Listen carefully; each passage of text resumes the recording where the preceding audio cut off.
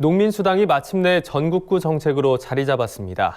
광역지방자치단체 중 유일하게 농민수당을 추진하지 않던 경상북도도 관련 조례 제정에 나섰습니다. 네, 하지만 막대한 예산이 투입되는 정책인 만큼 지자체들의 고민도 깊어지고 있습니다.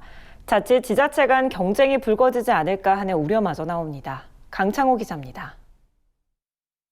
농민수당이 전국적인 대세 정책으로 부상하고 있습니다. 농민수당은 농업농촌의 공익적 활동에 대한 대가로 지방자치단체에서 지급하는 수당을 말합니다. 농민수당은 2019년 전남 해남군, 전북 고창군 등 기초지자체에서 시작해 2020년에는 전북, 전남, 충남 등 광역지자체로 확대됐습니다. 강원과 경남, 제주는 구체적인 지급 규모와 시기 등에 대해선 아직 확정하지 못했지만 이르면 내년부터 농민수당을 지급할 예정입니다. 경북도 역시 올해 안으로 농민수당에 관련된 조례를 제정한다는 계획입니다. 경기도는 한 발 더 나아가 내년부터 농가 단위가 아닌 농민 모두에게 연 60만 원씩 주는 농민 기본소득을 준비하고 있습니다. 농민수당을 두고 현장에선 환영의 목소리가 나오고 있지만 지급 주체인 지자체들은 마냥 반길 수만은 없는 상황입니다. 지자체의 재원 부담이 만만치 않기 때문입니다. 현재 광역지자체들의 농민수당 소요 예산을 살펴보면 연간 적게는 544억 원, 많게는 1,767억 원까지 들어가고 있습니다. 막대한 예산 앞에 광역지자체와 기초지자체의 갈등도 나타나는 상황입니다. 실제로 강원도는 지난 3월 농민수당 관련 조례를 제정했지만 625원이 넘는 재원을 도와 시군이 어떻게 분담할 것이냐를 두고 갈등을 빚었습니다.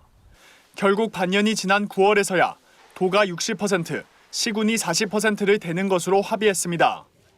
시군 같은 경우에 금년 같은 경우는 코로나나 이런 것 때문에 재원이 없어서 처음에는 부담률을 5대5로 하는데 시군이 재원이 없으니까 도가 조금 부담해달라는 그런 거였죠. 또 농민수당 지급액과 지원 범위가 지자체마다 제각각인 점에 대한 현장의 불만도 나타나면서 지자체가 골머리를 앓고 있습니다.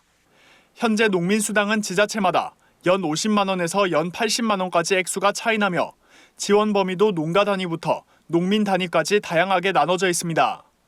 이에 액수가 낮거나 지원 범위가 좁은 지역에서는 농민수당 제도를 더욱 확대해야 한다는 목소리가 잇따르는 겁니다. 전문가들은 농민수당이 전국으로 확대된 만큼 지속 가능한 정책이 되기 위해선 중앙정부의 지원이 필요하다고 말합니다.